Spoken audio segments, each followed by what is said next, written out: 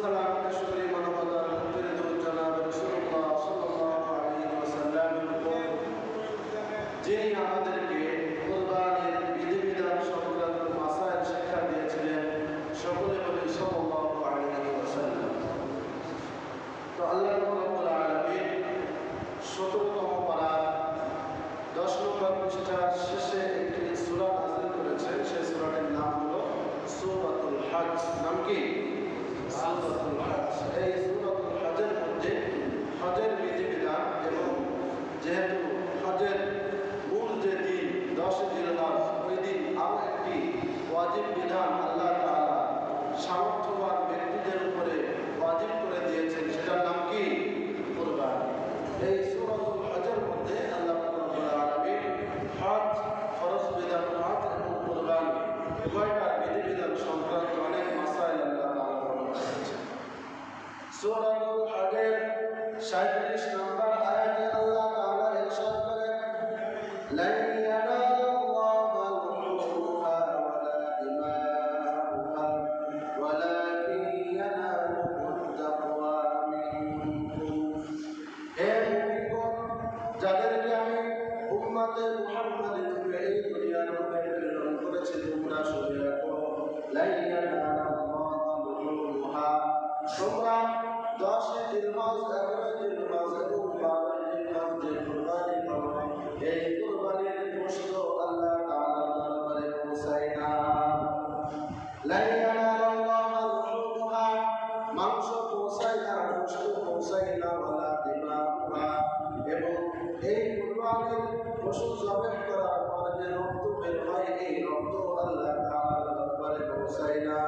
ওয়ালাকিন ইয়ানালুহুত তাকওয়া মিনকুম, কিন্তু তোমাদের অন্তরে আল্লাহ তাআলার প্রতি যে ভালোবাসা রয়েছে, যে মহব্বত রয়েছে, যে তাকওয়া রয়েছে, যে খোদাভীতি রয়েছে, সেটাই আল্লাহ তাআলার দরবারে পৌঁছে যায়। সুবহানাল্লাহ।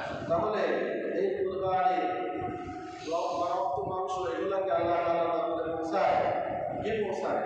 আমাদের অন্তরের তাকওয়া। তো এই আয়াত থেকে আমরা বুঝতে পারলাম যে কুরবানি করা সর্বপ্রথম যে জিনিসটা আমাদেরকে লক্ষ্য রাখতে হবে, সেটা হলো নিয়ত ঠিক করতে হবে। গোশত খাওয়ার নিয়ত করলে কি হবে? যদি কোনো ব্যক্তি কুরবানির জন্য সে শরীক হয়, 7 জন শরীক যদি কুরবানি দেয়, তার মধ্যে একজন যদি গোশত খাওয়ার নিয়ত করে, তাহলে বাকি সবার কুরবানি নষ্ট করে দিবে কে? আল্লাহ তাআলা নষ্ট করে দিবেন। এজন্য আমাদের নিয়তটা আগে খালেস করে নিতে হবে। আমরা কুরবানি দেব একজনের জন্য, চিল্লাবেন তিনি কে? তো আমরা কুরবানি আল্লাহ তাআলা ওয়াজিব করে দিয়েছেন।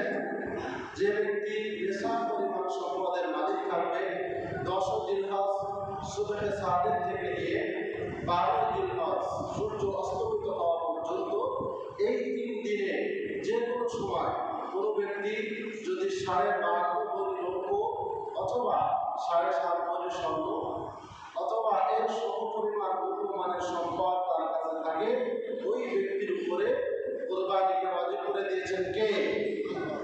তো ওই ব্যক্তির উপরে কুরবানি ওয়াজিব।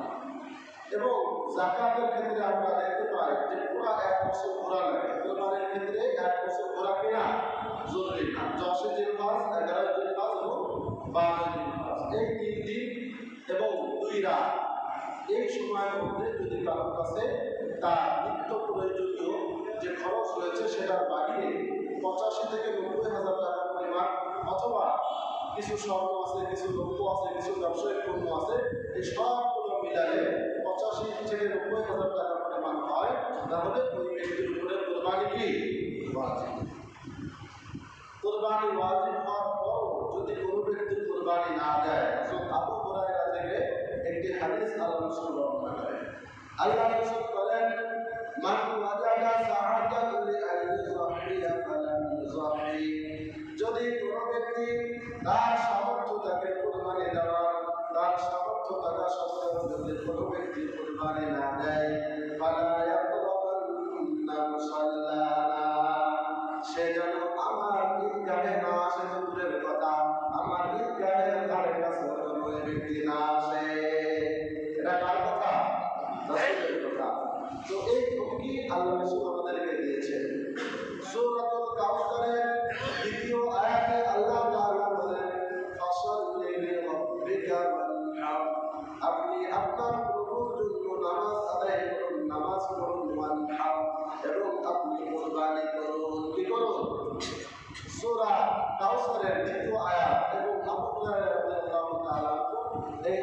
থেকে এই কুরবানির বিধানটা ওয়াজিব এটা সাব্যস্ত হয়।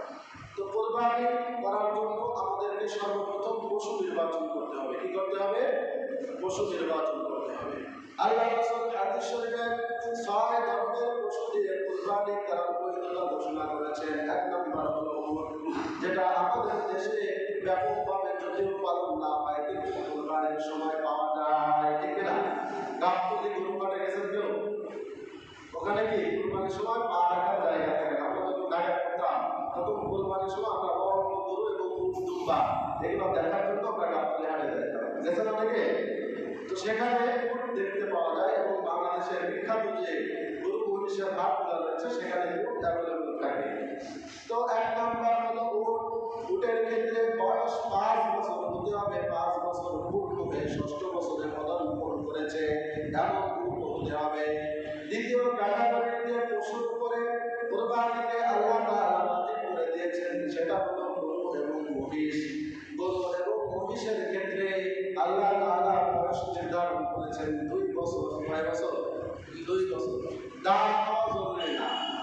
আমাদের মানুষের মধ্যে অনেক বাচ্চা আগে আগে দাঁত উঠে যায়, অনেকে দেরিতে ওঠে, এরকম আছে কিনা?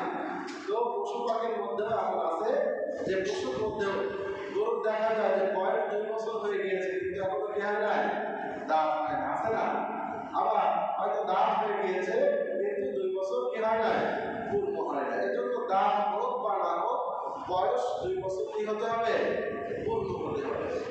আর দ্বিতীয় ক্যাটাগরির যে পশুর উপরে কুরবানিকে ওয়াজিব করে দেওয়া হয়েছে সেটা হলো ছাগল, ভেড়া এবং দুম্বা। এই 3 প্রকার পশুর ক্ষেত্রে বয়স হতে হবে 1 বছর। কয় বছর?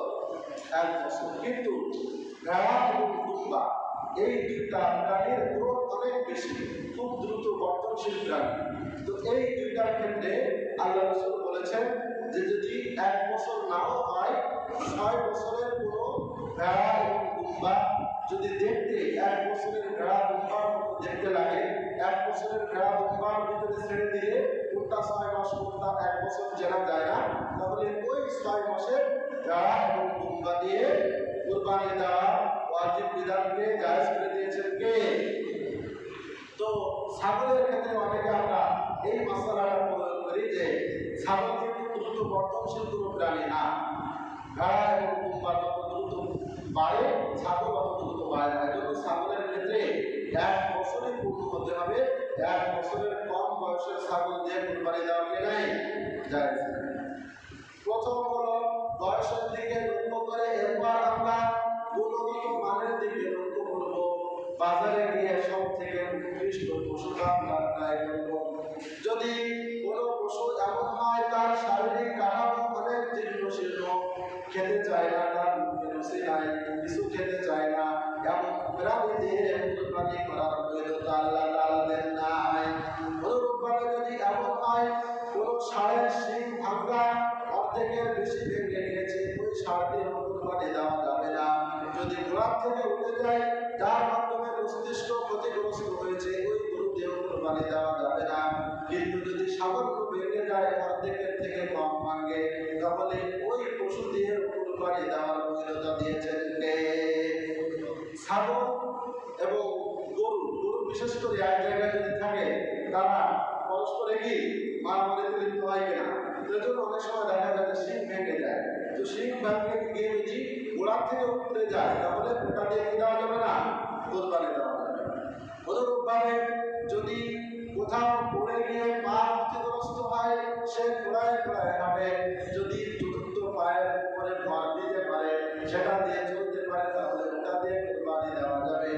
আর যদি 3 পায়ের উপরে ভর দিয়ে চলে, 1 পায়ের উপরে কোনোভাবে সে ভর দিতে পারে না, হাঁটতে চলতে পারে না, তাহলে ওই পশু দিয়ে কুরবানি দেওয়া যাবে না। তবে কুরবানি দিতে হবে তার জন্য আল্লাহ তাআলা উৎকৃষ্ট কোনো পশু ছাড়া আল্লাহ তাআলা কুরবানি করেন না, আল্লাহ তাআলা সেটা কবুল করেন না। আল্লাহ তাআলা বলেন, ইন্না সালাতি ওয়া নুসুকি ওয়া মাহইয়ায়া ওয়া মামাতি লিল্লাহি রাব্বিল আলামিন। ইন্না সালাতি, নিশ্চয় আমার নামাজ, ওয়া নুসুকি এবং আমার কুরবানি, ওয়া মাহইয়ায়া আমার জীবন, ওয়া মামাতি এবং আমার মরণ লিল্লাহি রাব্বিল আলামিন, চিল্লায় উৎকৃষ্ট পশু আমাদেরকে নির্বাচন করতে হবে, বাছাই করতে হবে। এমন প্রাণী যে প্রাণীর শরীরে অনেক ঘাম মশলা যে আটকা রাখা হয় গ্রামের পশুদের, এমন হয়েছে তার শরীরে পুরো শরীরে ঘা হয়ে গিয়েছে, দেখতে বিশ্রী লাগে, এমন পশুর চিকিৎসা করে সুস্থ হওয়ার আগ পর্যন্ত ওই পশু দিয়ে কি দেওয়া যাবে না, কোরবানি দেওয়া যাবে না, দিলেও কি হবে না, জায়েজ হবে না।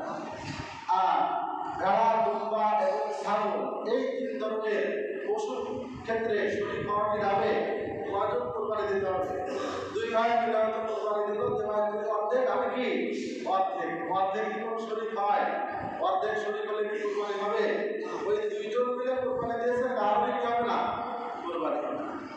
আর ছাগল, ভেড়া এবং দুম্বা ব্যতীত উট, মহিষ এবং গরু এই তিন ধরনের প্রাণীর মধ্যে সর্বোচ্চ 7 জন শরীর হওয়া যাবে। কতজন? 7 জন। একের অধিক 7 পর্যন্ত অনেকে আমরা মনে করি জোর সংখ্যায় এত শরীর হওয়া যায় না, 2 জন মিলেও কোরবানি দেওয়া যাবে, 3 জন মিলেও কোরবানি দেওয়া যাবে, 4 জন, 5 জন, 6 জন, সর্বোচ্চ 7 জন পর্যন্ত। এর মাঝখানে যে কোনো সংখ্যায় শরীর হওয়া যাবে, ঠিক না?